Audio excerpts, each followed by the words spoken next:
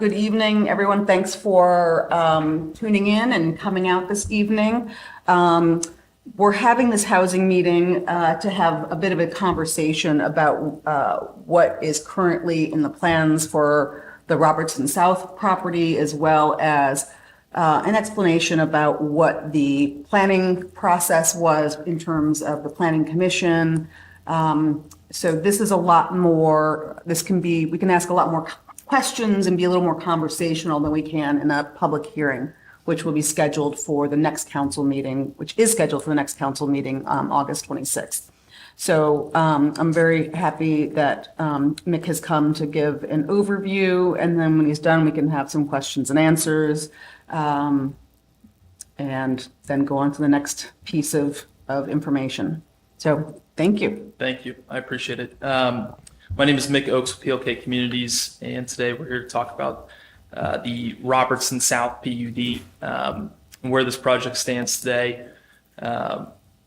Just want to talk through the project and answer any questions that we have ahead of the city council meeting. So, hey Mick, real quick. Yeah. Is there a way, if you unplugged or unsynced, would that link that one up to the rest of them? that's a great question.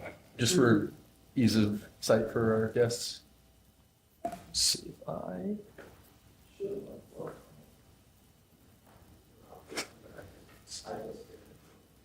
You want to try to stream that one, Mick? Working on tech issues here. Okay, yeah, there we go. Thank you. Follow along on my computer as well. It's.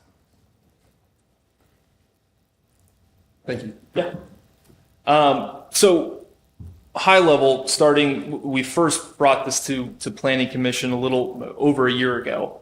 Want to talk through this property. We acquired it with the multicolor acquisition across the street, what we refer to as MCC North. That's already been pre-approved and under construction. This parcel was included with the sale of that. In doing in some of our digging and due diligence, it's zoned Norwood neighborhood business district rather. So looking through the code analysis, there is a pretty loose code requirements for something that's NBD. Everything that we have designed up to this point fits that neighborhood feel. But if you want to look at height requirements and density, we could have proposed something much more dense, taller, and either other uses outside of residential commercial business. Ultimately, we settled on 45 townhomes that fit the feel of the neighborhood, as well as a product that's being replicated across the street at MCC with the townhomes that are being built there. It's generated quite a bit of excitement in the community. We think it's going to be a great product that has already created quite a bit of buzz and something that hasn't been replicated at all with the Factory 52 development as a whole. So deeper into this, the site did have some soil challenges. In looking through it, we have a TRC, our environmental consultants. We had a VAP abatement on this, and also this is not a parcel that we could sell to a different residential home builder. This has to be a commercial project or something that is agreed not to sell. And this is similar to what we have at phase one with cleaning up the soil. So this could not go, it has to be a commercial residential development, if you will. And the images to the right, some of the dirty soil spots that will be remediated once this development kicks off. So this was a slide that we had in for the Planning Commission hearing in June.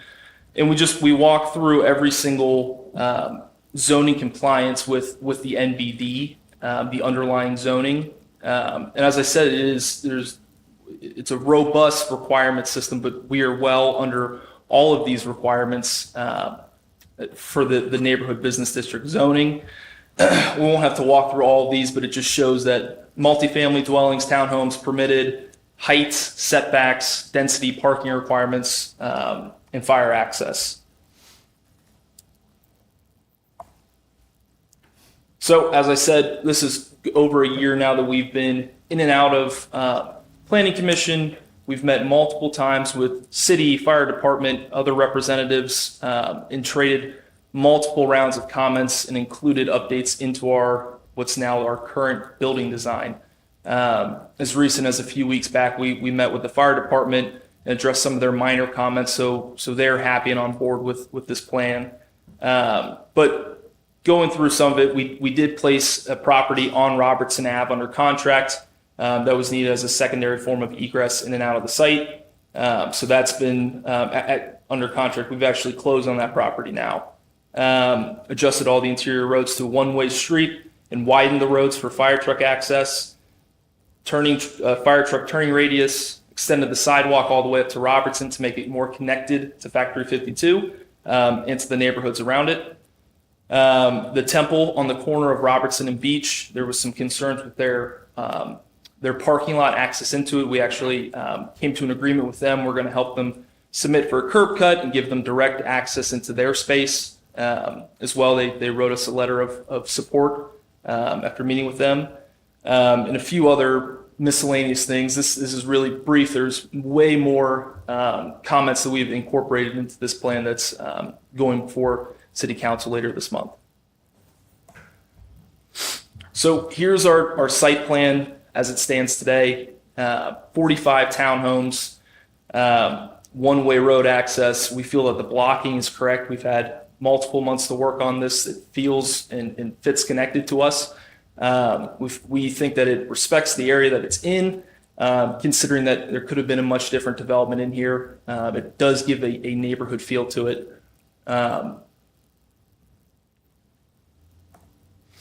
So this is something we looked at multiple different options early on. This is more of a commercial use setting for it. We didn't feel that this fit the parcel that it sits on, but that is compliant with an NBD zoning, underlying zoning for it. So ultimately, we settled on the plan that on the slide you saw before, but there are other things that could have been developed on this parcel with that zoning.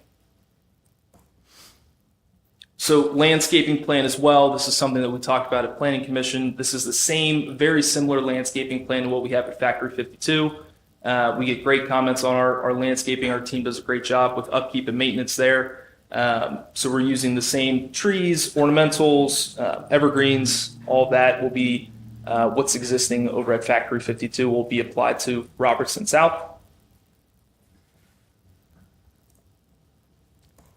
And here's a rendering. We showed this for the MCC North PUD, but it's the same townhome design that's currently under construction across the street. We feel like it's a really clean look, something that we've already heard quite a bit of buzz and excitement about, and we're really excited to roll this product out for the city of Norwood and its residents. So we'd be happy to answer any questions that we have. I know Nick Lingenfelter, our Chief Development Officer, is here too, so we're both available to answer any questions on where this project stands.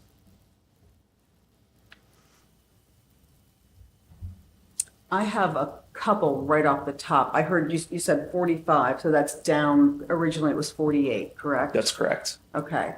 And there also at one point there was a discussion about the road being both ways, but that was a decision that was made at the Planning Commission, and I guess that's where some of these questions come in.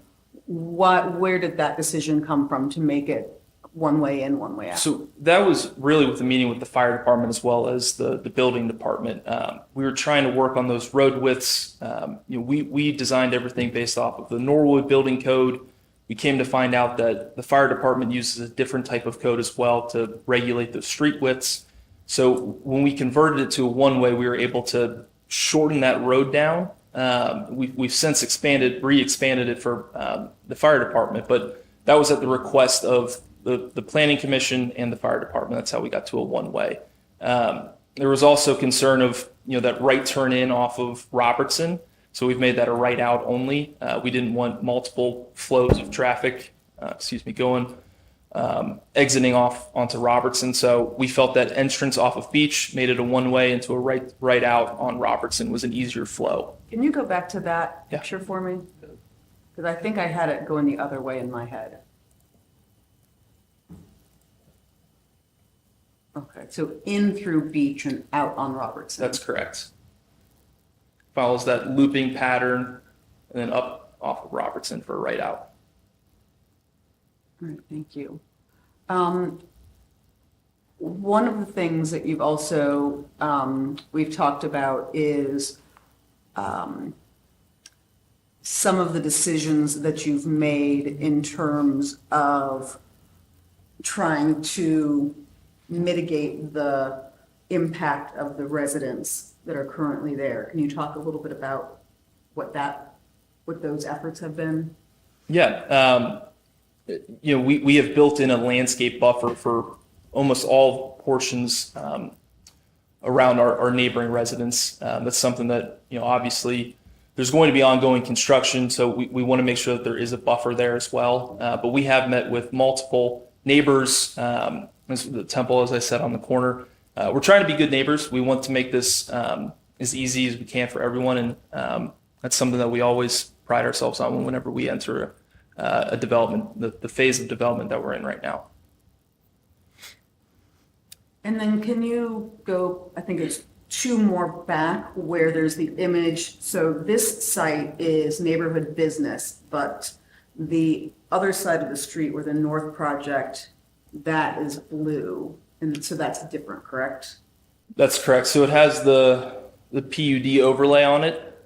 This is a little outdated because it doesn't have the multicolor incorporated as it was earlier this year. But yeah, the striping is the PUD overlay district. And then the yellow right next to it. It's a residential. Can't pull it up. I may have flipped it up. Mr. Skelly, is that R1, do you know? I believe it's R2. R2?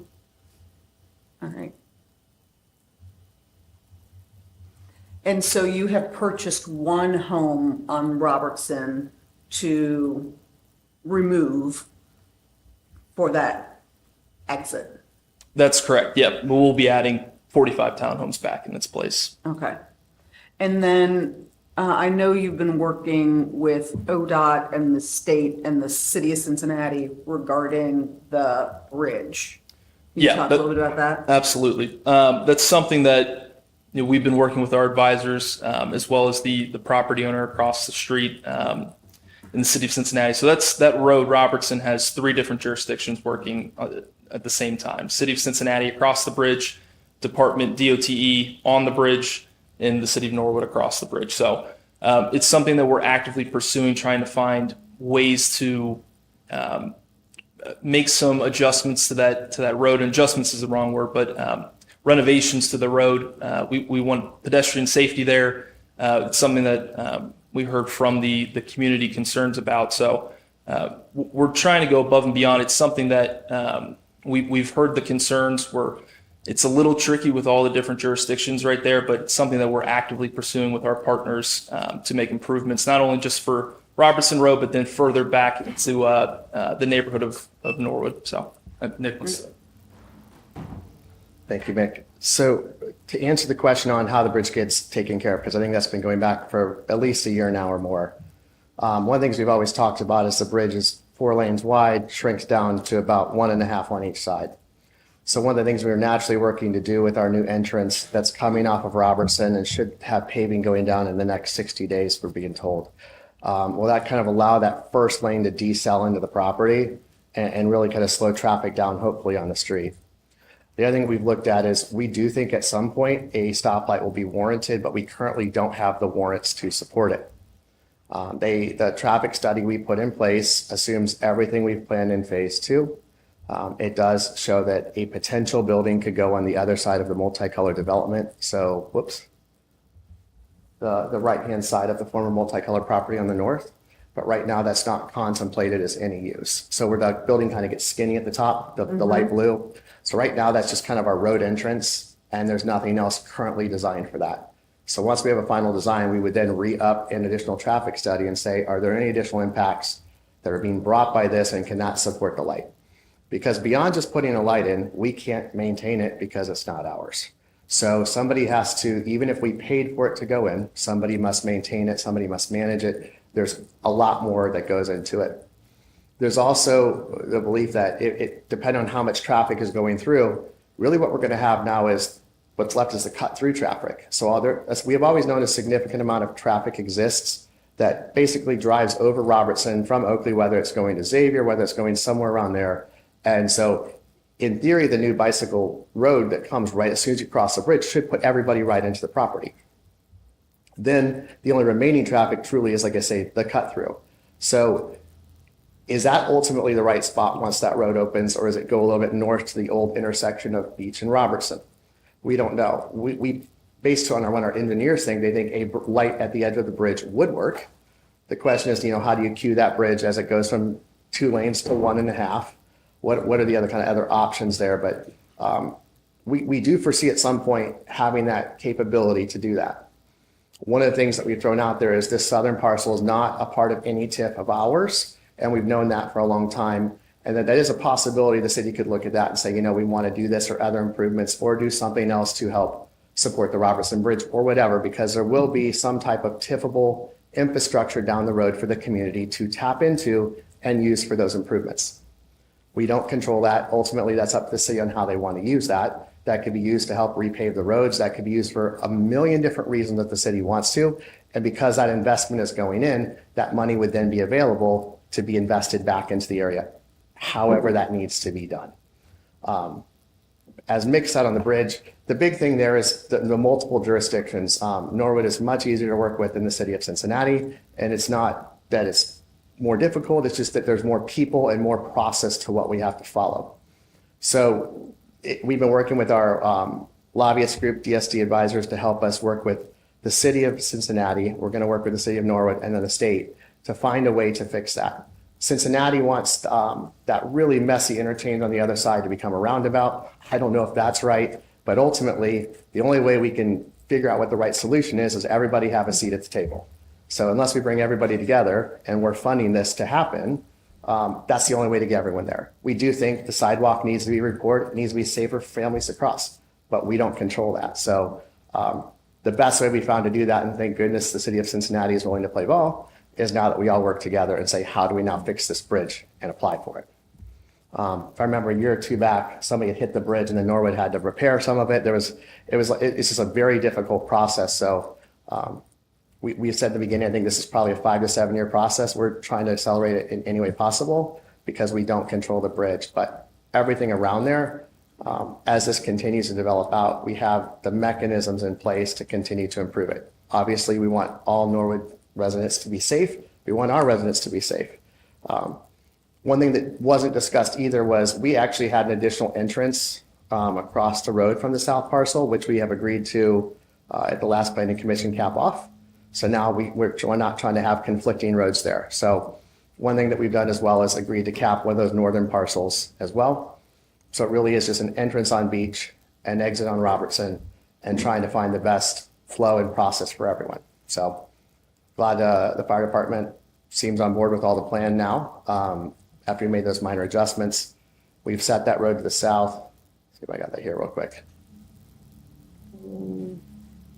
We try to set it to the south a little bit. So when we actually go look at the landscape plans here, you can see we can put a better tree buffer in place.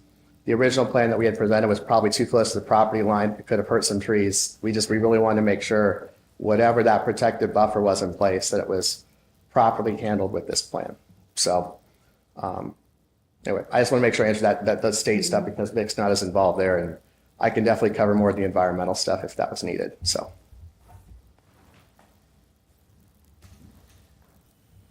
Can you talk a little bit about the environmental mediation? Sorry. Yeah, good. So one of the things I wanted to make sure we covered on that one was why we had put this in here originally was what really happened when this was acquired. So at one point, there's a little thin strip in the middle of the pink area. It's like a little pink box.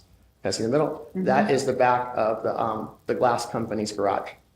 But just behind there's a little strip. That strip was actually scheduled to be a highway exit at one point. So when the highway went in, that's actually was an easement with the highway that has worked to clean that up. But a lot of that dirt came in from when the highway was put in place. What we don't know is, the highway did take part of Multicolor's land and US Playing Cards land. They then swapped them this piece of dirt in some capacity. Can't explain the specifics behind it. I know they sued each other in court and it was a mess.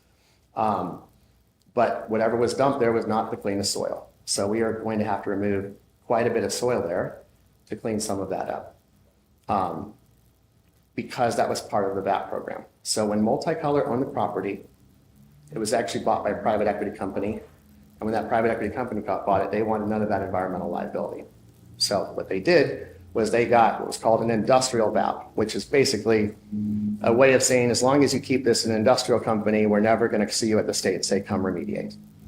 But what they didn't do is bring that up to standards of residential or anything else. So now that we're going to residential, we're going to be required to clean it all up.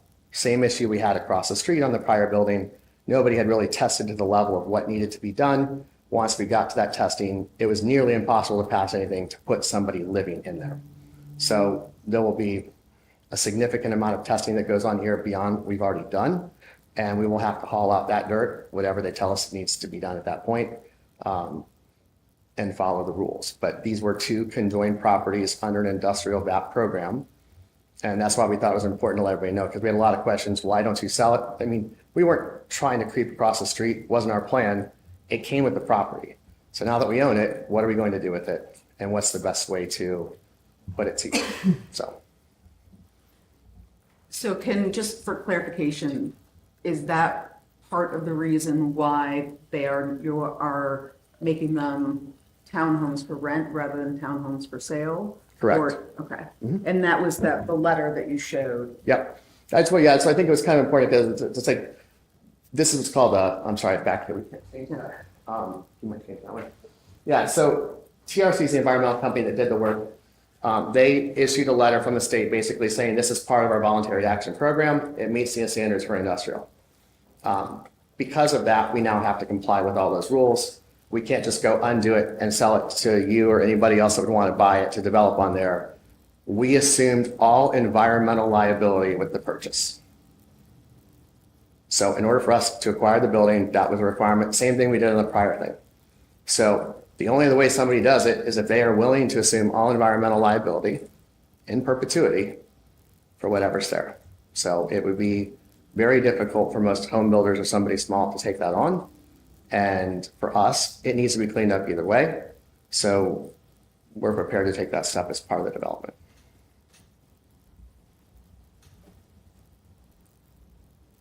I'm not really sure how to ask this question, but it feels like if it's clean enough for rental, how is it not clean enough for ownership? Does that make sense? It does.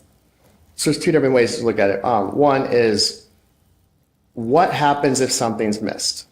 So if somehow in that process, something got missed below the soil and it's under your home and you're now the owner who assumes that liability in perpetuity, can you as an individual clean that up? Probably not. Probably not. Not saying you can't, it's possible. The other thing you have to look at is as an individual owner, which they're doing on properties around town, you also subject yourself to 10 years of testing underneath your slab. So every year they come in, it's a couple $1,000s per test. So that's on top of your home ownership costs, everything else. You then have to, for the next 10 years, submit your paperwork to the state, same way we do on every building we have right now, and say that we continue to not have any vapors come up through the soil. All of our sub-slab systems are in place. Everything is still adequately working. If it's not working because we do one continuous system underground, think of it as called a passive radon system, like if your house has radon in it. We then have to put on vents and fans and everything else to make sure we're meeting those requirements.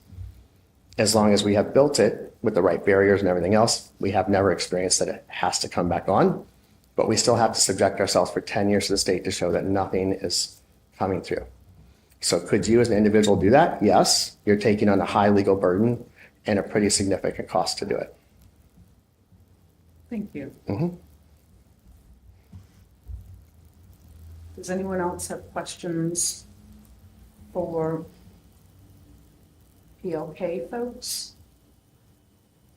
Yeah, I think just to collate something, somebody reached out about a concern regarding the EPA. So this, everything we're talking about is the EPA, the VAT program, EPA, all of this is like one and the same. Is that fair? There's not a step? It's a two-step process. So we acquire the environment, what I'll call the industrial VAT, and then we're going to take the additional steps of making it to residential standards. So we are going to incur, yeah, so basically we're going to layer on a residential VAT because it has a much more stringent testing level. So from an EPA standpoint, we'll have this, plus then we will layer on our new work. Okay. Can you go back to the sort of the designs in a sense? That one? Yeah, Or the next here? Like, I guess, or maybe the kind of like profile view. I guess I'm just trying to think about, let's just say like the lived experience of this, you know, of this person who's going to move here. And like had a chance to spend some time back there and you know, currently there's, I want to say 56 parking spaces like on that lot that exists there. Yep. And so if I think about basically like sort of 1.5-ish spaces, granted you're going further back to the east, like the south and the east than that parking lot goes. But I'm just trying to envision sort of that experience. It feels very, I don't know, packed in, for lack of a better term. And so I guess I'd just be interested to hear more about like sort of width, depth, some of that kind of stuff as far as these townhomes go. And then if you could talk a little bit about just kind of your envisioned tenant in these. So let's start with the basic dimensions, I think, and then I can kind of go into tenant profile and heights. So the typical unit here is between 18 and 22 feet wide, which is a standard townhome in an urban core. I think some of our smallest actually hit 16. But in this area, 18 to 22 is the equivalent of a 2-car garage for mid-sized cars. So that's typically what we build or sell, or any developer in a more urban setting would use, is about an 18-foot wide unit. The wider units are the 22s, and that just is supported slightly differently based on how many bedrooms are there. As many traditional urban townhomes, you would actually enter, you'd have a kind of a waiting area, and you'd have like an office, first floor, den, whatever you want to have there, with the 2-car garage in back. Then you go up to the second floor. Your second floor would have your living room, your kitchen, half bath, more of a traditional gathering space. And then on your upper floors, depending on your unit widths, you would then have different arrangements of bedrooms, typically 2 or 3 bedrooms on the upper floor. So what you're looking at is 2 to 3 bedroom townhomes with an office den, and then a 2-car garage in each unit. From a zoning code standpoint, we look at as well as we assume that we actually have, I think, 30 guest spaces or so, more than 30. But then we're also looking at from this side, how many cars are they going to park? So it's typically a 2-car garage, plus you have the guest parking on the property. But that's a traditional, what I call an urban or more infill townhome from a height standpoint. I want to say we're 35 feet tall, but then the site also falls off significantly. The typical home on the street is not 31 to 33 feet, so we're pretty close to what they are. And then when you kind of commented on the parking lot design, I'm going to go to making a slide that back.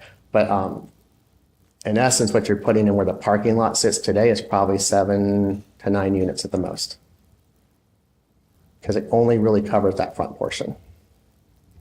So what I want to make, so that when we look at from a townhome standpoint, that really is kind of, we're clearing out probably a lot more than we're accounting for. Let me see if I can go back this real quick.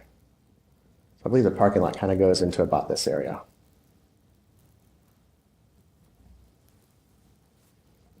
If I go with the environmental, we can see that too. So you can see the parking lot goes just a little bit past this home's lot, and there's actually a grass area that we're filling into this area. So yeah, so all those trees are coming up. Yeah, correct. Oops, sorry. And so let's just call it 30-ish parking spaces, and then the 45 by 2-car garages. So 90, 120 parking spaces basically. Give or take, yeah. And none of the public drive will have, let's call it on-street parking. Is that except for There's a couple guest designated spaces. Spaces. So make sure we got it. So if you look at the on-street road as you're coming in, make sure you go back to that one. There's a couple spaces on the left and that's it in the front. So the front houses have a couple guest spaces so they're not parking on the street. And as you go more towards the interior streets, you actually have some parking spaces down below that your guests can stay at as well. But the idea is that they're not, other than those first couple, as you pull in that service those first, say, 6 homes, those extra guest spaces, that's the rest of the parking for guests would be to the, I guess, south and. Sort of the southwest Yeah. corner and then the Yeah. sort of bottom of the U. Correct. From a parking ratio standpoint, that's almost 1 car more per unit than we build typically for our other units over there. Yeah, I'm not a big like parking guy. Trying to give a rough, I'm giving a rough number. We usually assume a studio one's about 1.25 to 1, and a 2-bedroom we go about 2 to 1. So that'd be 2 to 1 without guests, and that's about where we would stop. We've actually noticed with our town, like our more what I call our empty nester product, we have less cars today than we've seen in a while. A lot of our renters in some of that space spend time somewhere else, work remotely because they don't have kids around, things like that. So we actually park a lot less cars than we realized just a few years ago. Will you have any bicycle infrastructure and, I mean, like, bike racks? So in our apartment buildings there, we build bike racks. We have bike rooms in the buildings as well. So, but for here, because you have a garage, we wouldn't have any dedicated bike storage outside. We actually don't even plan to have signage. We want it just to have a traditional house number, a bit more like a traditional neighborhood. The actual signage for the development will all be across the street. So there won't be any major signs like apartment X here. It's a traditional road names, numbers. That's why you don't see any signage on here. What will the street name be? You remember the names? Yeah, they're all car packs. We're working through this one street name or multiple offshoots. It's something that will come back after we discuss with the fire department. Street types, but it all plays into the theme that Factor 52 has of car packs and other neat things. The brands. So we've submitted What like 3 backs? names. So you said car backs, like Bicycle, Beat, Aviator, Hoyle, Oh. all the different brands they had. We've always tried to stay consistent to what those are. I know we're on round 3 or 4 of street names right now, submissions. I'm at the point, just tell me what the name is. But No longer care. we just got to make sure it's something that people can spell, that you get to an emergency quickly. We have to run through just a lot of different things there. And then what does the post office say? Okay. So if I live in the, let's call it the first 21 townhomes there, do I have a back patio? Am I like flush? Is it sort of a shared rear wall? Like how should I think about that? So you'd have a front and rear patio depending on your location, but what we've done for the fire department, some of the adjustments we've made there is these will only have a front patio more towards that inner courtyard, not a rear. We had originally had those, but they were talking about clearances and things like that, so we took them off. They were only on an upper deck, upper floor, but we've completely removed them from the back of those buildings. So you would have a front patio on your, from a render, let me see what. So essentially moving the north side of 11 closer to the south side of 10 to create more width for the drive. Is that what you're saying? So if you look at the rendering here, we have the patios on the front. We also had a patio on the back on the same floor, and they're interchangeable. So all we did was we just keep them on the front side of the building versus the back. So everybody has an outdoor space there. Yeah. We do not allow grills, anything like that on our patios. They have to be stored in garages, things like that. So, but you won't have a second patio, and there won't be any rooftop type amenity space. Right. And I'm sorry, I guess just is the purpose of that basically you take off the back, you can move 10 and 11 closer, and that creates more drive space? Correct, because if you'd actually have to pave underneath it, so then is it 30 feet of paving, but you only have Right. clearance of like say 20. So that's why we take them off, so they have a wider clearance for the fire department. Right. Because I think, let me see if I can find this real quick. We ran this calculation at one point. If you look at the middle road, what we called, so there's 1, 2, 3, the middle road there. If we put decks on the whole back, so we kind of like see a dashed area, the the decks would make the drive aisle in the back about 18 feet. But when you pull the decks off, it's closer to 28 feet. So what we did to help buyer feel like they had enough access is just adjust the decks off the back of the properties. So what's the green? Yes, is the green the front or is the green The the green back? at your front. So on the top set, then Okay. they kind of enter from the middle.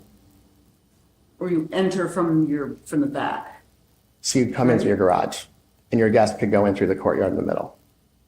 So you have a front door that like through that green grass area, let's say this is the green to grass area. You would come into your 2-car garage in the back, but you have a front door on the front of the unit. Right. There's no back door. Does that? Mm-hmm.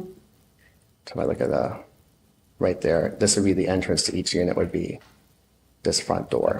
And that's in like sort of the south set. Like that's like. They're facing each other. Mm-hmm. So if So- I'm on my front patio, I'm looking at you on your front patio.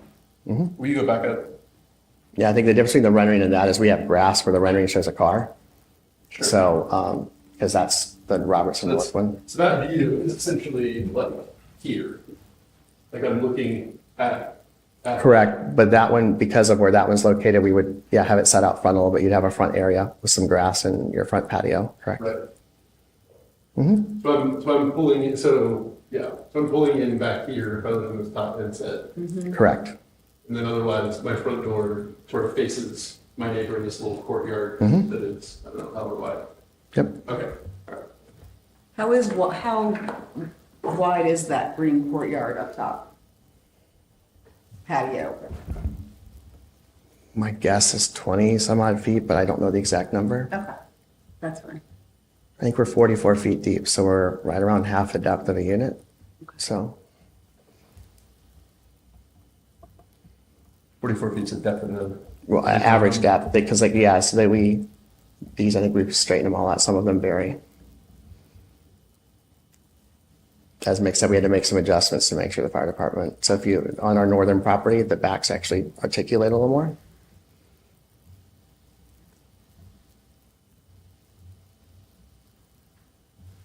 And it starts to go down the hill sort of diagonally through the middle, correct?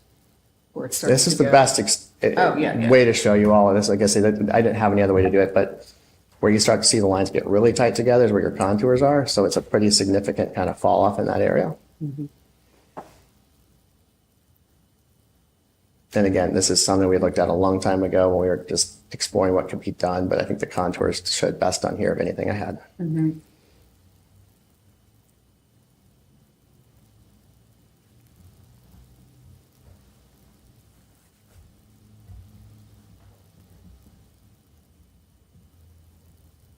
I'm guessing you don't have it right now, but do you have anything that is, I mean, like I can see your key plan. Do you have anything that kind of shows how sort of this lines up with what's across the street all in one kind of easy go? We do. Like across to the north? I can probably put it on this real fast. I have Okay. one. And then just while you're doing that, I think there have been some talk about feedback, right? And I think as far as the residents of Robertson, or even those on beach there, just to the south, can you talk about to what extent, in what ways you have engaged those residents? So there's various levels of whoever's, so I've talked to some neighbors, Mick has, just depends on who had some concerns, reached out, things like that we were doing. The neighbor directly to the south of our entrance has been great to work with. Last I heard he was out of town, his dad was there, so it just, but that's a rental. To the north, we had talked to the temple. We've been really kind of just trying to make sure everybody's happy with this, because right now the guy to the south actually parks in the lot.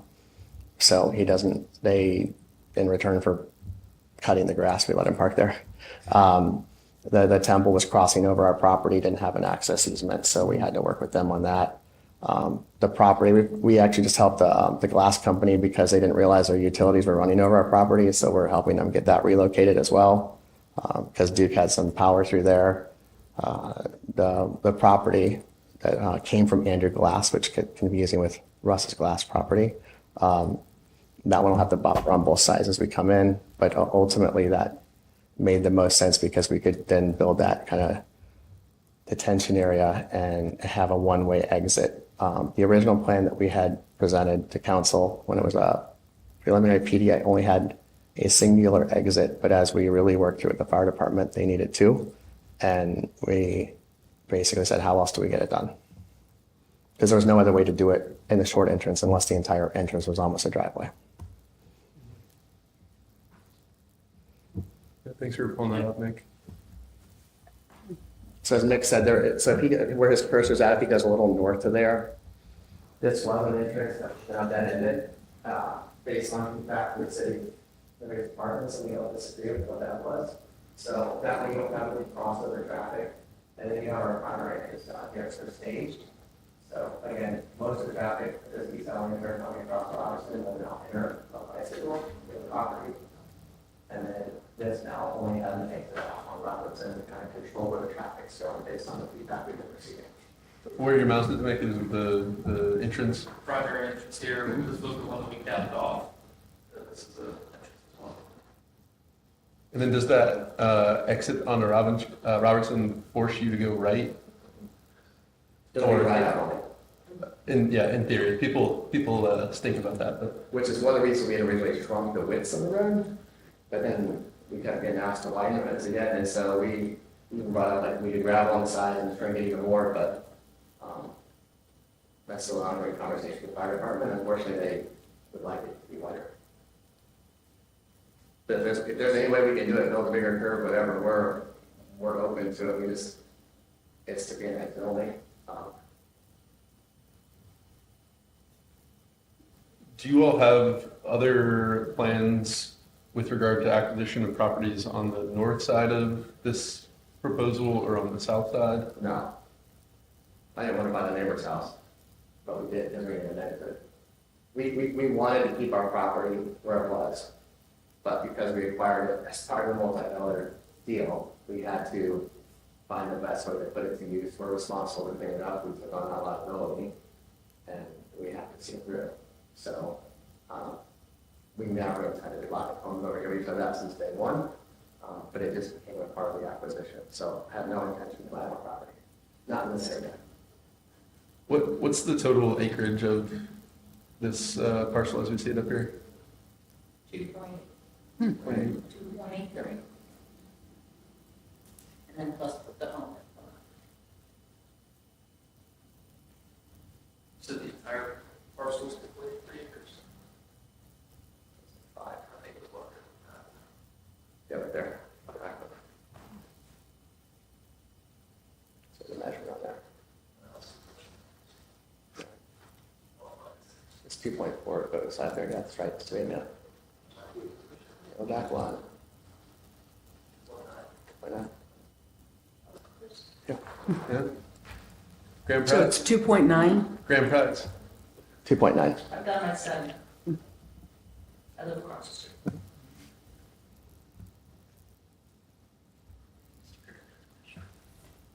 Mr. Gerton? Is there time for us to ask questions? Yeah, I mean, I think you could ask now, or we could talk a little bit about the planning commission process, but flexible. So the first question is, could you zoom in a little bit and show and talk about how close we're building to houses that are currently in existence? The closest house would be our neighbor on Robertson.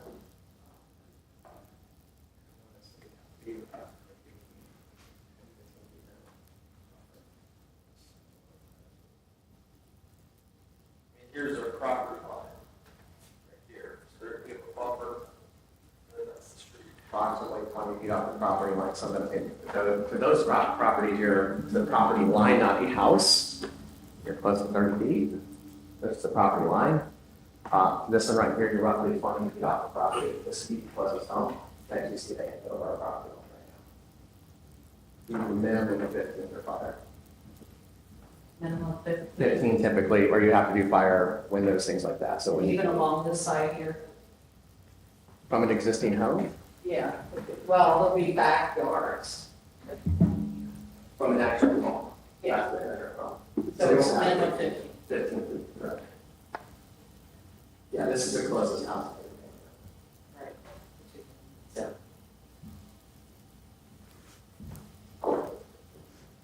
Another question. I'm not a construction person, you're the expert here. Is there any thought as to what's gonna happen to Beach Street with all the construction traffic coming in, to one of our already worst streets in Norwood? Is there any thought to only doing construction traffic on the new exit? What I would say is, for the most part, we can limit that area, because what we did under that lit is we said we had basically exit Cincinnati. One of our biggest with Norwood was to make all the traffic out to Cincinnati, as soon as we could. Not opposed to that at all right now. What I would say is when we do sewer hookups, things like that, we will have to have some traffic up there. But for the most part, we want to use that area by the home as quickly as we can. Right now, there's dump trucks that go down the beach, all the way from Norwood up. And there's actually a backhoe that didn't get on a flatbed and was drugged up to the parking lot. And there's ruts in the street now. I don't know. Is that one of our? And the subcontractors are just like 4 a.m. flying each. And actually, that street, you're not supposed to have trucks on. I mean, you're gonna have to for construction, yes, but going down where the residential area is, down the hill, it's, with their cars on both sides and rocks coming from the dump trucks, it's not good. We typically, I mean, our construction company typically tells people the routes to take. Now, other than, you don't really have a way to find them or anything else, but we can be pretty hard on it, saying you need to be going through these areas, parking in those areas. We have no You know, if they come problem. down Robertson on the beach, I mean, really, that's the closest way to get there. I would think once they go down Melrose and turn on beach and seeing those cars, they gotta go inside and let another car go by, or they would after that, think, okay, we're not on this way. I'm surprised our trucks are on 71, usually they come off the lateral, that's why it's a little, but I'd be glad to address with our team in any way. I mean, So I was wondering Yeah, if they use I'm both not entrances, considering this. construction entrances. Maybe do the same thing, one in, one out. Your construction vehicles. we can make that a construction entrance, that's not a problem. So I think, again, is once they're actually building their, tying into the sewer lines, things like that, I can't stop. They're gonna have to work there at some point, but we can limit what that is. All the utility means we have to go out to beach. But I have no problem saying that, the other Robertson is the entrance. Do you see them doing sewer work along the beach? At some point, we're going to. Because I noticed there's a manhole thing over there across from Angelo's that was, there's water coming out of it. So it was from multicolored, wasn't the whatever they're called. It's stopped now, so it's done something. But it wasn't to a point, it's limited, but I was worried about that.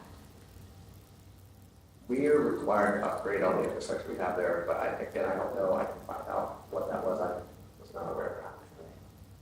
So the street's gonna be torn up for quite a while before it hopefully gets paved. Travels. Yeah.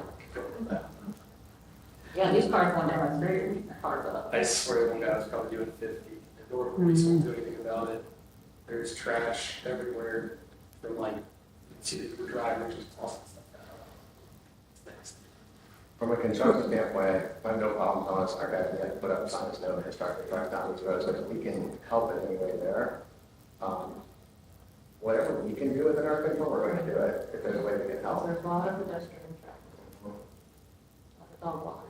Which is why I'm curious, like, I think they were telling me they were on September when that new entrance is supposed to open. How does that help alleviate some of it? But then my concern is it actually gets faster because there really is the cut through traffic. Versus some of this when they turn right in the corner, but we need. So for clarity, are you saying that this long driveway will open in September? No, the ones in the north of here that make that up earlier, sorry. So the main road entrance will open in September. So Okay. anybody crossing the Robertson Bridge won't even go to the stop sign anymore. It will be allowed in the property directly there. The current schedule will last through September, end of September. Okay. And so for folks who are watching at home who might not have been able to hear that, there's a bit of a conversation about construction traffic. And Mr. Lingenfelter is talking about the possibility of putting signage to discourage or inform construction vehicles not to go through those streets. Did I rephrase that appropriately, I think? I think so. Mr. Gerton? Yeah, just another question. I'm just not seeing where those 30 parking spaces are. Is there, can you point that out to me, because I only see them.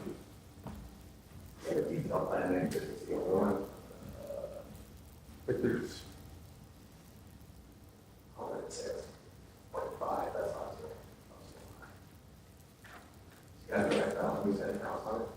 that's like the first one on the left, there's 3, and then over the bottom left, there's like 9 or 10, and then at the bottom of that U, there's 8. Middle one, probably. Yeah, we had a few more we had added in the media spaces. And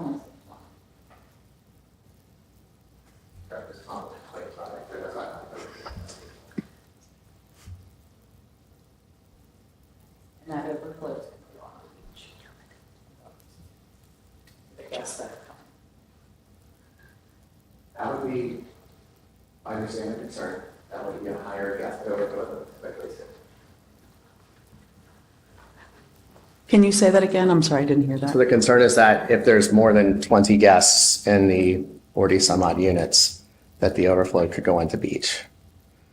And from a design code operating standpoint, that's just a higher ratio than we're typically used to seeing, given that each unit has a 2-car garage. And they're not tandem garages, they're side by sides. In a tandem garage situation, 100% think we would need more. Is this a lower ratio of parking spaces than what you're gonna have at multi-color? I would say that this actually has more parking than multicolor. Yeah.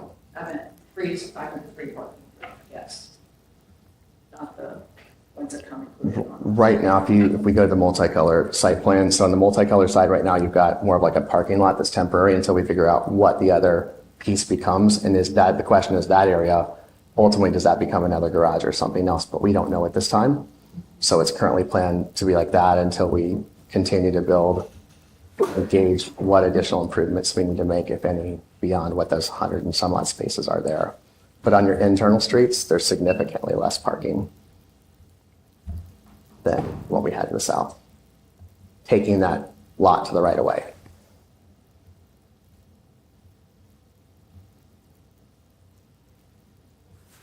Has there been talk about making it children play?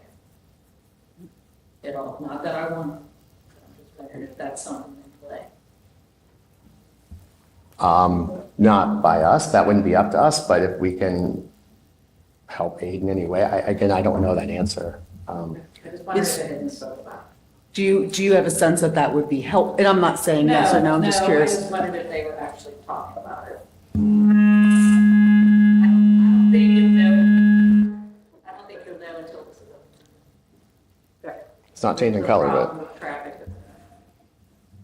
I think one of the main things we've actually been looking at more than anything is because this area isn't TIFed, and it's too early to know at this point, because I talked to Andy Brossart, who helps on the bond side, is what excess money, if any, down the road could be leaned into to help repave all those side streets sooner. We had our construction consultants put together some estimates.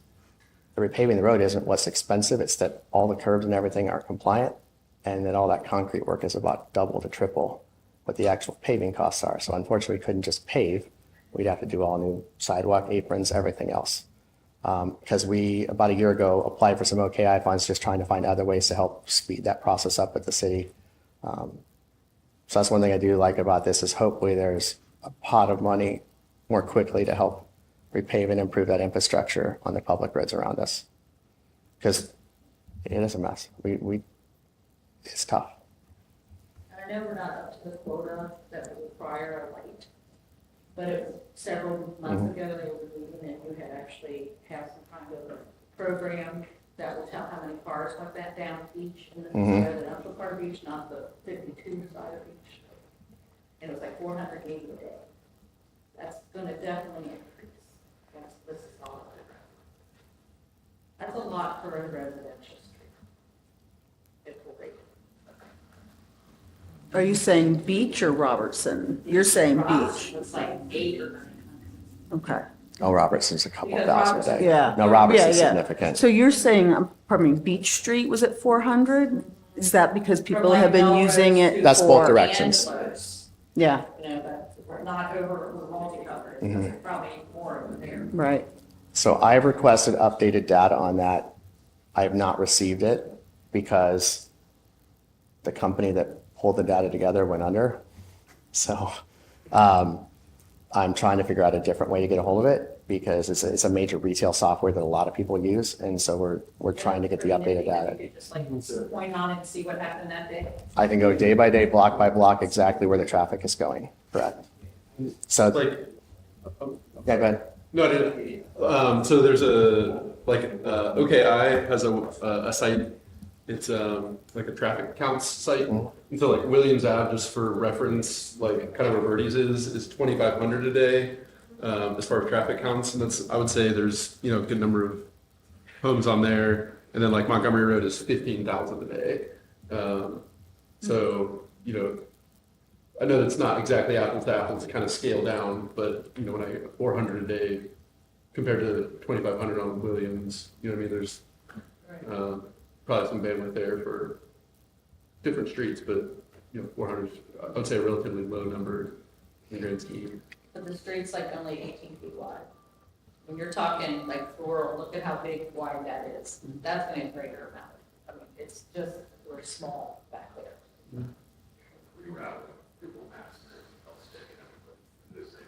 Yeah, that's the problem. Yeah, Because Google Maps tells you to go down the road. Yeah, We can't we keep did that have a up. conversation about the idea of trying to do some wayfinding with signage that encourages folks to go other directions. But it seemed like the overall concern was that most people would just follow their phone and ignore signage. I prefer to go with Smith because they just paved it. Isn't it beautiful? Yes, and then turn down Roberts. Or, yeah. There should be a filter on the app where it says, only do side streets or, avoid highways. It's avoid the bad roads in Norwood. To tell you where the potholes are. Exactly.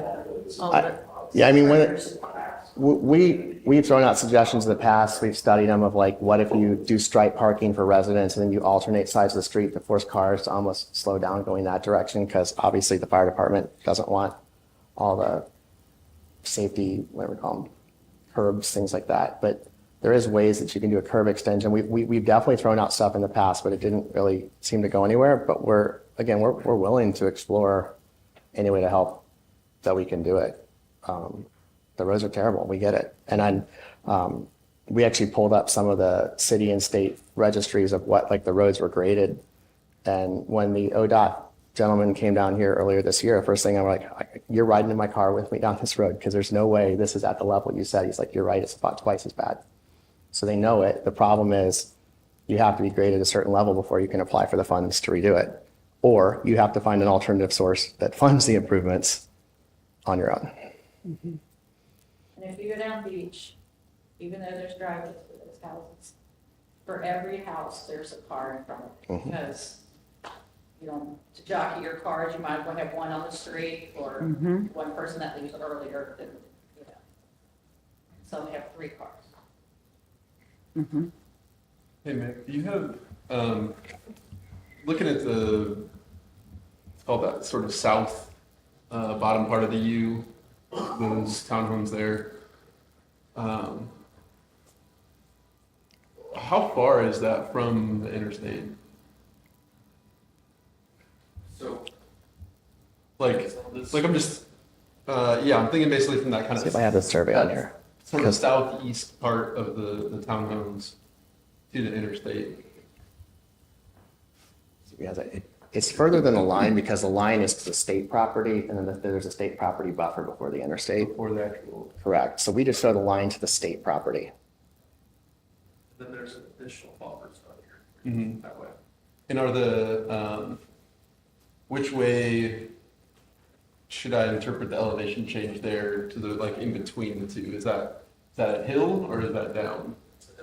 Like, so it like falls off from the townhomes to the interstate? Correct. These are 2-foot contours for every line that you see, so they're stacked pretty close to one another to make that elevation. So it drops from 608 down to 593 pretty quickly. Yeah. So in that, is there, just from like a, let's say, market demands perspective, are people gonna come look at this and say, oh man, I'm gonna hear the highway all, 24/7. I don't wanna live here. This is no good. I wouldn't say any more than someone who lives closer to what Robertson to that tree buffer. There's houses closer on Robertson to the highway than even this town would be. Much closer, actually. Understand the concern. What I would say is that, will this rent the same as one in the middle or up in the front? No, there'll be a slight discount to it. Yeah. But within reason, we're going to try to keep all of our buffer and the state's buffer every way we can. Sure. Obviously, it's worse in the winter than the spring or summer. And there's no, and I guess like part of where I'm going is like, there's no incremental plan for, like, in certain parts of the country, you see kind of like, not retaining walls, but like sound buffer kind of walls. There's no plan in here for anything like that, right? I don't think it would really do much. Sure. Yeah. I'm just asking a question. No, I don't disagree. I think the only way to really have an impact would be to really stretch almost Yeah, really wild. a waste. I'm too ignorant on that. I would say that I don't know if they would do that much for that unit. Sure. And then just like maybe, I'm a little out of my depth here, stick with me. My understanding is that, like they don't build things like they used to, in the sense that my house is 150 years old, right? And maybe the quality of materials over time, as far as building, kind of fallen off, and maybe the expected shelf life of a development like this, might be not as long as some of the other homes in the area. Like, how do you think about like life of these townhomes? We build to hold our investment for a long term. So one of the reasons why this originally part of the original factory PUD was we were committing to have higher end cement or siding and things like that, and we're really like higher quality materials that we could use. I think about this question a lot because I get a lot, but I also live in a home that was built in 92, not as old as a 100-year-old home, but we're looking to go in every window's leaking, everything's there. It's a different world. Then we had probably 10 to 15 years ago, the high-end environmental standards where everybody's like, we got to tighten up this home and let no air in. Well, guess what? Then we had mold because they didn't breathe. And now we're kind of at this, what I would say is this. It's not that they're not built to a good standard, it's the building codes that we're required to operate them. So we have to deal with building codes, which didn't require fire suppression however many years ago. There's all these different rules that come into play. The one main thing, in my opinion only, that the difference is you look at an old home and you could take a 2x4 out and you can see how many grains are inside the wood, right? Because we would get old growth wood. Now the majority of what we build with is called southern yellow pine. So that's why P grows really fast. So it gets a little bit, you'll see more shrinkage, you'll see more issues like that. But I would say overall, your windows are typically better than a single pane glass. You have higher efficiency HVAC systems. Even in the 90s, you would have built to an R factor insulation that's 10 to 15 points below where we would be required to build today. So while we can say some of the materials aren't the same, which is factually correct, I would also say that a lot of what we're doing is so new, we don't know really how long they're going to last, but they are significantly better insulated, and we're using products that last a lot longer. We did go through that period for a while where we had the functional obsolescence where everybody wanted everything to fail quickly. And then now we're kind of going back to like, what is the stuff that's going to last and we're going to need to keep it. From a rental standpoint, when we look at a kitchen, most kitchens that we put in last 7 to 10 years. That's just what it is, because most of the cabinets today, very few are made in Indiana. If we can get them there, we will, but otherwise we're importing them, because that's the only thing we can get. So what we have to look at a lot of those and say, like, yeah, some of that is not as good. But I would say the overall building envelope and what we are building is a sound product. It's just some of the other components that we put into it that we can't necessarily control as much. Is that lesser? Absolutely. It's not the same way. But we're also trying to build a better product. And I would say our utility bills show, when they're a fraction of the cost of something old, that it's working. It's just maybe not the same way it was built. I don't know if that's a valid answer, but that's what we kind of see, so. Could you talk a little bit more, Mr. Moore asked about what you envisioned the average renter to look like? And I'm also curious around what the rent will be, without asking you to stick with that number. So I don't even want to speculate on what the typical renter is, because I've been wrong so many times about this. I could tell you we built homes we thought for entry level, and then empty nesters bought them because they could sell their home, downsize them, and they were the right things. I would say that we think it's either it's likely a married couple or somebody that wants to have a house together, that may or may not have kids or they're young kids. Maybe they've relocated here with the hospital system, something else. We have a lot of medical employees that move in or out of town that stay at our place.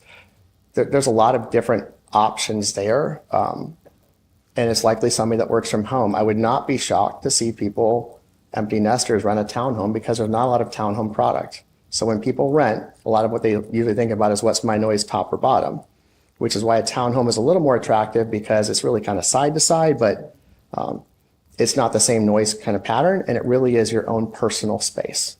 So it's somebody who maybe doesn't want to be in a traditional apartment anymore, common corridor, things like that. Somebody that wants to split the cost between two people. Have we set rents? No, but I would venture to guess probably lower in 2,800 to 3,500, and that's just purely a guess, because if you look at the cost to own a home, pay taxes, things like that, we want to be below that cost, but also you're catering to somebody that likely will be buying a home next, or have just sold a home and moving into it for a slight savings. But again, I don't know the rents yet on these specifically. I'm just going based on what my guess is at the moment. That's fine, thank you. And is it accurate to say, if we're working off the like 44-foot depth and let's say 18 to 22 wide, in terms of, let's say that square footage slider, right? Like on a rental shopper, that we're looking at about 2,000 square feet, because the ground level would be, the garage space would not be counted in that. So 2,000 square foot townhome, is that? It's 2,000 with your garage. So the difference between an apartment versus a townhome rental, you actually count the garage square footage. Oh, okay. So you'd be 1,500 for certain units, and you'd have all the way up to say 22 with your garage, which would be 1,800. So 1,400 to 1,800 finished square footage plus the garage spaces. That's I venture to guess. Some of the newer apartments are well over $2 a foot. This is probably a little less, or right in that range, because it's a much bigger space to rent.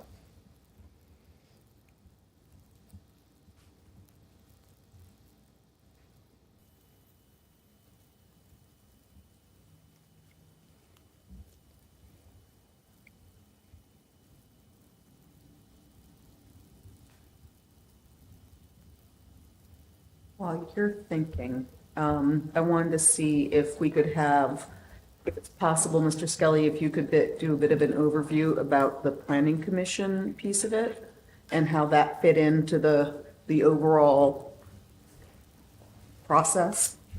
Good evening.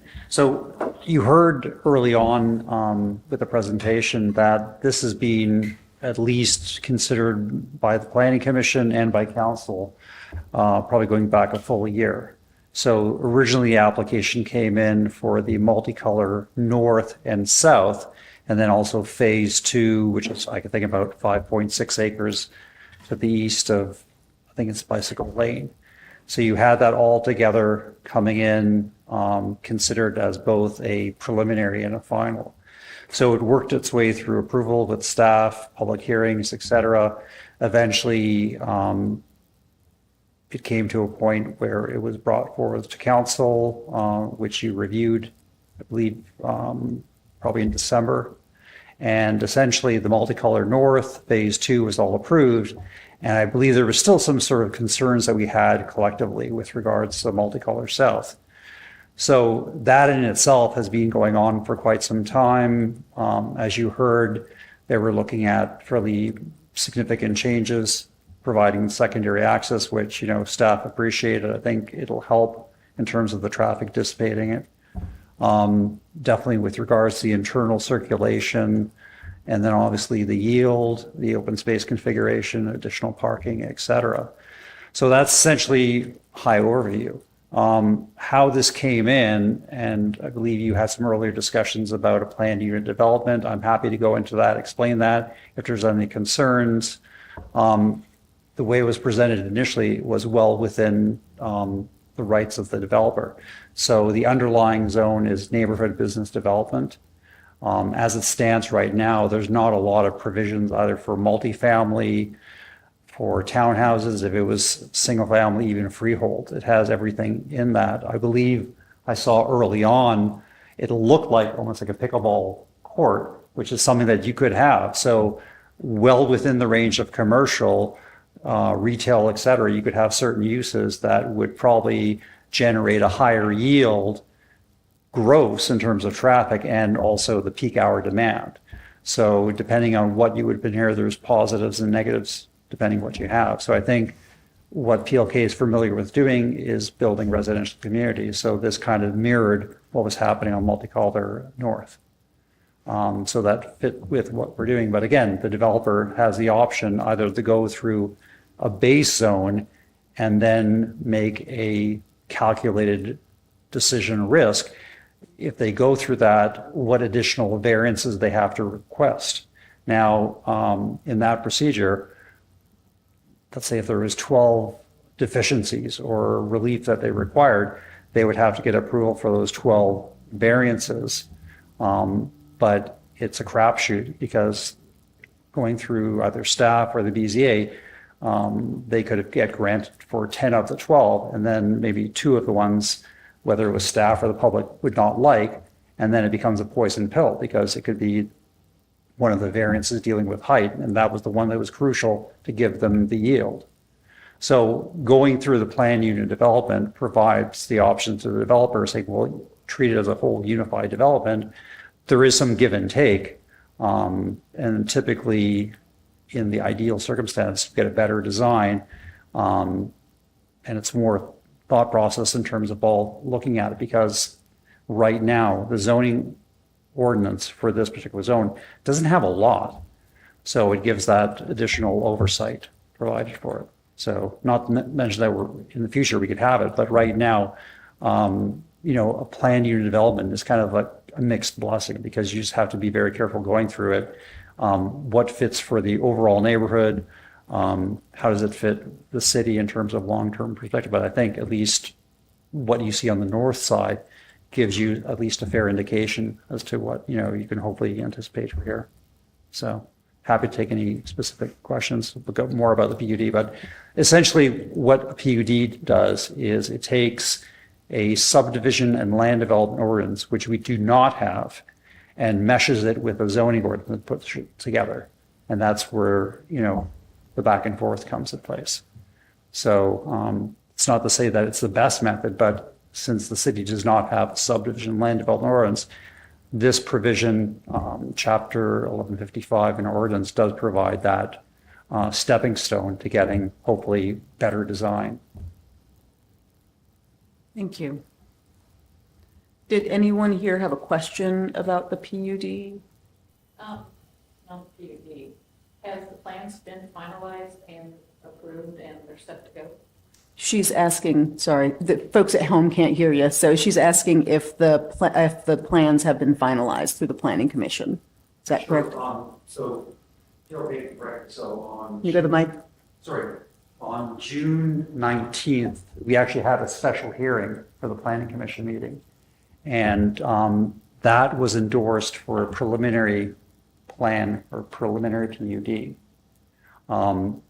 I believe it's going on to the next council meeting for a public hearing. So I think the benefit for having this discussed tonight, it's almost having an open house.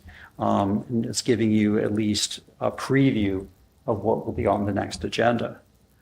So that's my understanding. So from the time, typically, it's written in the code that they try to have those things entertained within 60 days.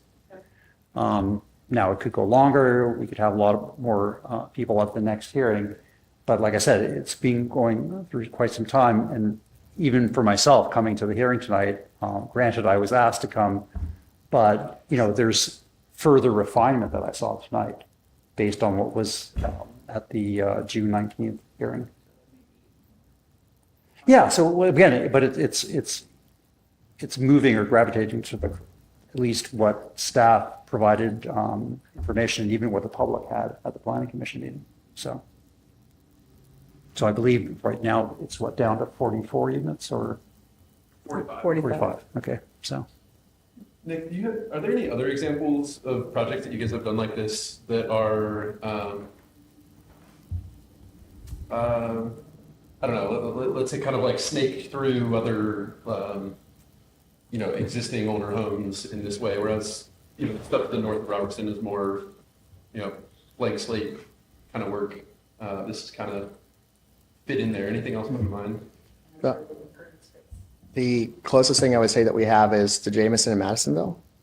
The Jameson? Yeah, which would be Madison and Stewart Road there, where we integrated that 151 units on a little over 4.5 acres. And all surface parked, no garage. There's a few limited garages, could be carriage houses there, but pretty much surface parked at a 1.5 to 1. So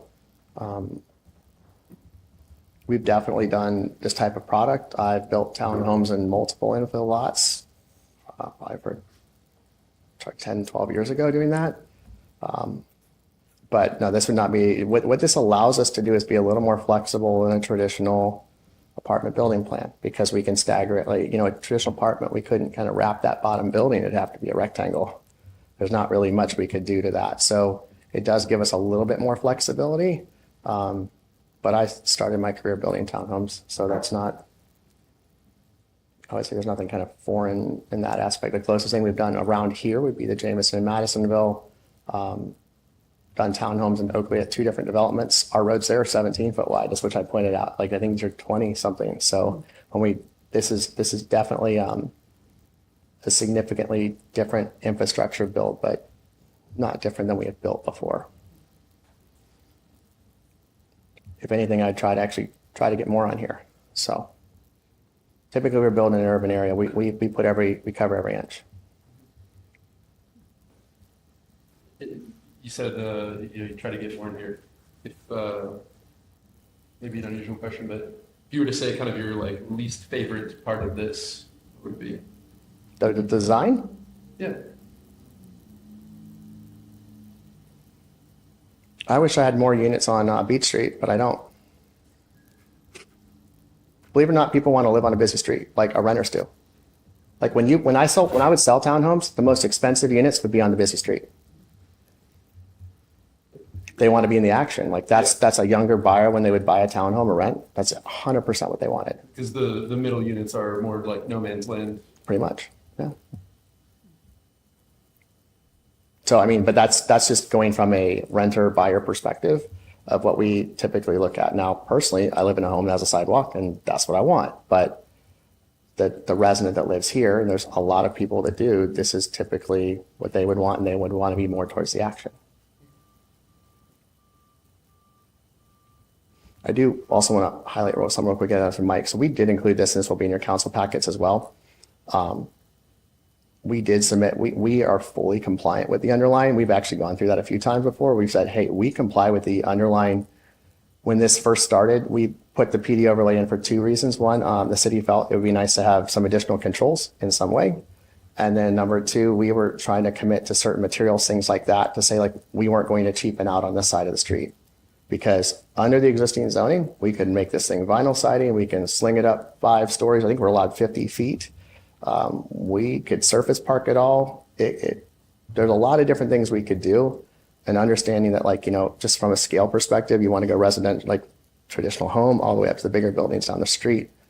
We felt like this was the right thing to do. But we are fully compliant with the underlying zoning, which is why in your council packets, we actually show a full detail of how we are compliant with every part of Norwood's code, which has been a little bit of our frustration because we're compliant, can we please build our buildings? But understand we're going through this process now on the right way to do it. So either way, but part of your council packet will include how we're fully compliant with this as well as fully compliant with the PD process.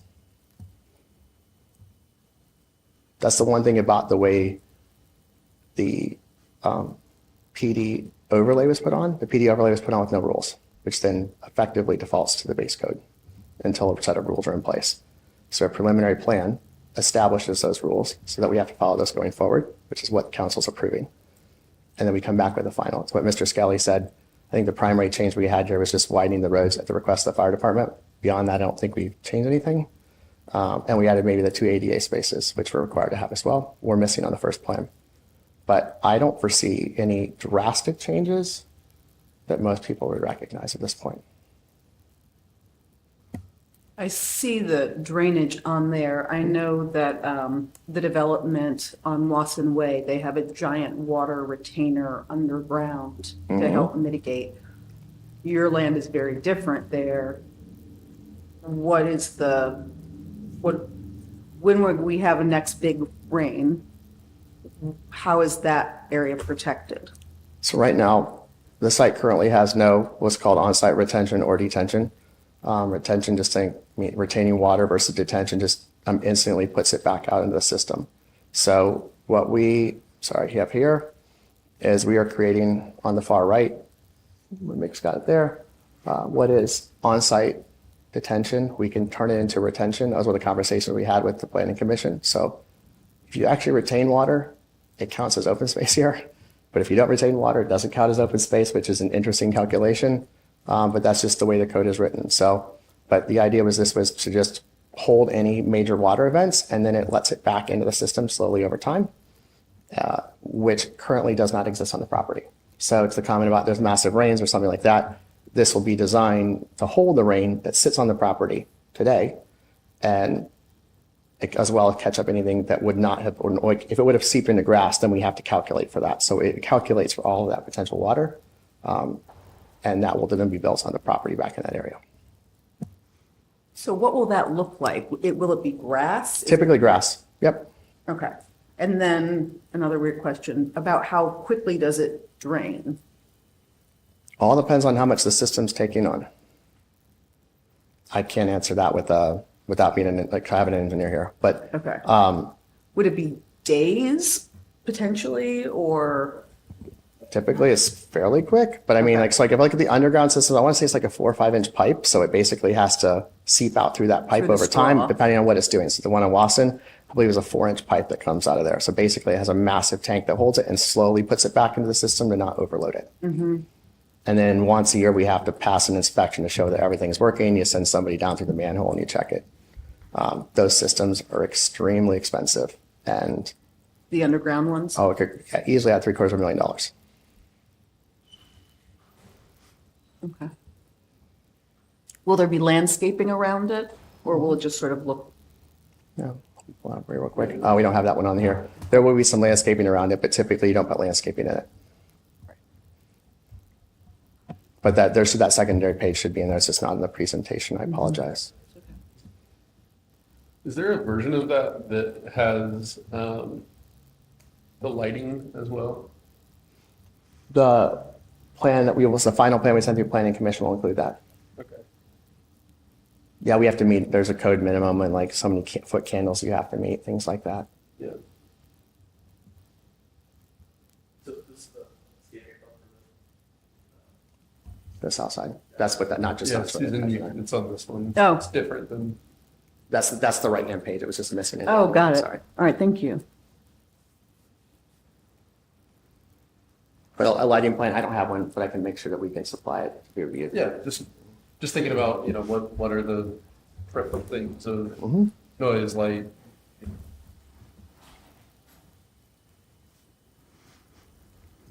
In this type of development, we try to minimize that as much as we can. If it's a garage light that we can get by with to supply it, we're going to do that over a taller light.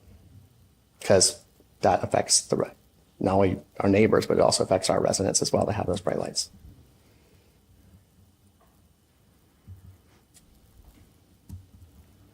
Other folks here have questions for Mr. Skelly or any reps from PLK? Yes, ma'am. I know without the approval, what's your game plan as far as time with multicolored cannabis? Like the excavating comes out, when you think that would actually start? And will they be building simultaneously? So the question is about timeline for the development. They're staged so you don't deliver them all at once, but there will be overlapping construction. So basically the site work could take 6 to 9 months. Obviously, we have to pull quite a few feet of dirt off of the site. So that's going to take some time. What that true time is, I don't know off the top of my head. I can find out. But I would venture to guess that we will start the site work this year if we can. We wanted to start it 6 months ago. So I would say as soon as the plan is approved and we have our permits issued, we would like to have contractors moving. And with the multicolored buildings, townhomes there, Mhm. when do you think that completion will be? We will start getting units there roughly 12 months from when the sticks start going up. So they're building the foundations now, so I'd say 12 to 14 months at this point. So about 12 to 14 months for multicolor north. North, correct. 6 to 9 for the stuff. Just for site work. The site work, and then you're going to have the actual home construction. Yeah, you'll probably have buildings go up. We don't want to bring them all online at once. You'll want them to be absorbed. We won't want to do it too fast, but we do have we'll have to work around winter conditions, like it gets too slot. We don't want any of that because that just gets more expensive.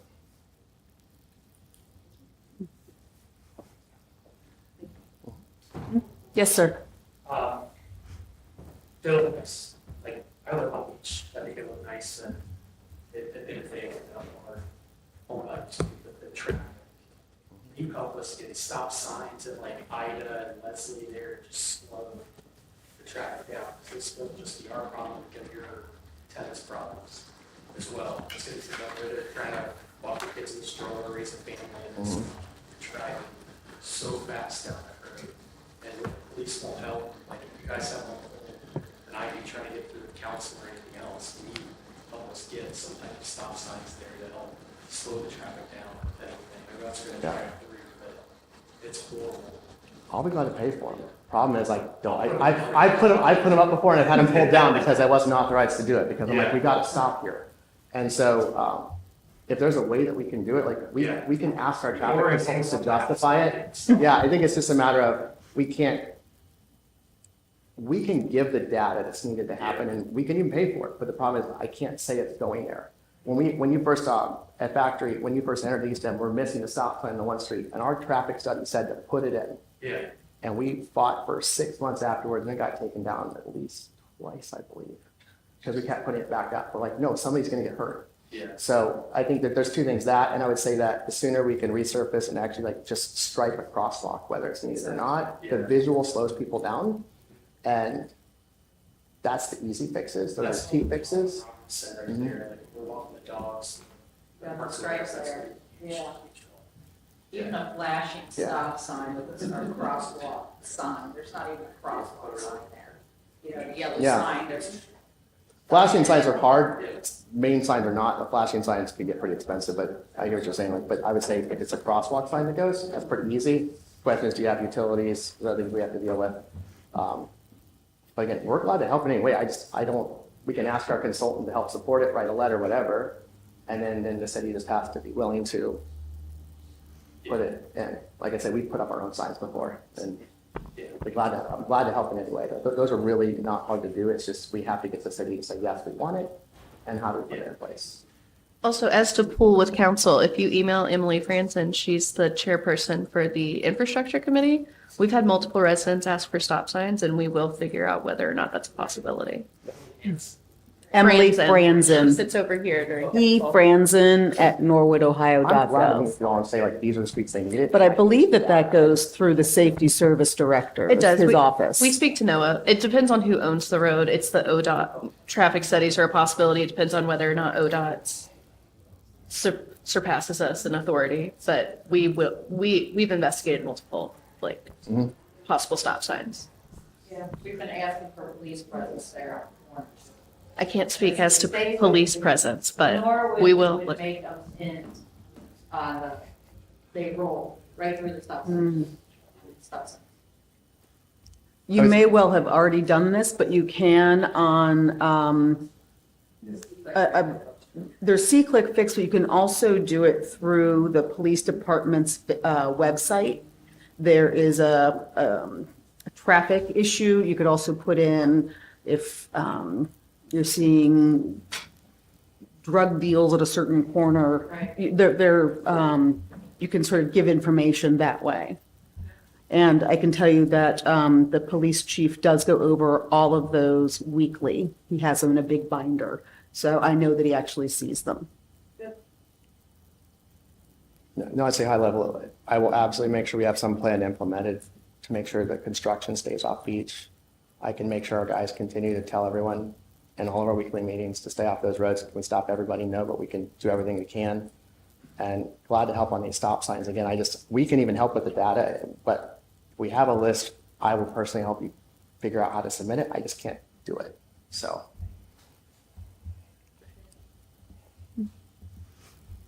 Any additional questions? I was going to let us, yes, ma'am. On the exit from Robertson South, that's to be right turn. Right turn only, correct? So how will that possibility of someone coming up there, even though it's right turn only, going ahead and turning left, what will the stop have to prevent people from doing that? And then my other question is, to the north, is it just an entrance going into the north, or is it also egress coming out of the north? So the intention is it's an entrance only and an exit only. So- But whether we can increase the curbs, we're pretty limited on what we can do. Like I said, we actually didn't have it there at first, and then we had it narrower and we were told to widen it. So whatever we can do to find a way to do that and make the chief happy, we'll do it. We were talking if you curve it a little more, like what do you do? But that actually may make it worse. I would also say this too, like we don't My have. concern is putting on Ed and out of my driveway. Yeah. If there's both Mm. coming from both directions, basically, it's like, will I ever be able to be home? I understand the concern. But the one thing but they're like, you're crossing a double line too, that's the other problem. So like if somebody's gonna do that, I'm pretty limited on how I can stop them. But I can do it, we can try to plan for it in the way we can. And, yeah, I'm not even really sure, like, what I would ask for to go there for me and other neighbors and not really space there on the east end of the office. Is there still a dog? There, I thought I saw a dog park on the south plan. one of the things we discussed is could that detention area be more like a dog area in non-rain events? That seemed to be a no-go when we were going through the planning process. Like, you can put a dog down there, we're not gonna have a fenced-in area that's dedicated for dogs. And detention, retention, will that be basically level? Like level with what's there now? As far as my concern is if that overflows, the way the topography is, it'll probably run down and over to the highway, which will affect my yard. So is it level? And I know with all the rain that we're having, it seems like we don't get rain, we get daily. And Really the fast. concern is, should that overflow? So we have to plan for greater than a 100-year event, which is, they used to be the old standard, now has to be greater than. As far as where that exits, it would exit through Andrew's property. Where that road is now, it would actually exit out from there directly out through that property. Because that ties into an MSE main line. So that's why we have to go that direction. As far as what happens if it overflows, I'd have to pull the full contours. I don't, we have them, but it would, in my opinion, it's shedding towards 71 before it sheds towards your house, but I would want to verify that. Because that all falls off. South and down. Mhm. That's, Correct. right. Yes, that falls off significantly in that area. So I can verify and get it to you, but I would tell you, I believe it all sheds to the south in a major event. There you go, Mick, got that. And That's good. the driveway is green, Thank you. that's just trees, Correct. like, it'll take a while for that to actually screen, if there's small roots, I mean, There'll be- small, you can't go over the trees. Mhm. None of the existing trees will be left of what's there now. If there's a tree we can save, we're going to. Can I guarantee what those are right now? No, until all the infrastructure work is in. Because sometimes when we're getting what's called a zone of influence, we get towards those pipes, like you realize I'm hitting these roots, it's just not gonna make it, but we're not going to intentionally tear down the tree just to tear it down. But if it's not gonna make it, we will preventatively take it out. But the intention is, As of now, across the street, I don't know what they are, they're very bright lights, and they shine directly into my house when I leave to skip my sister's house.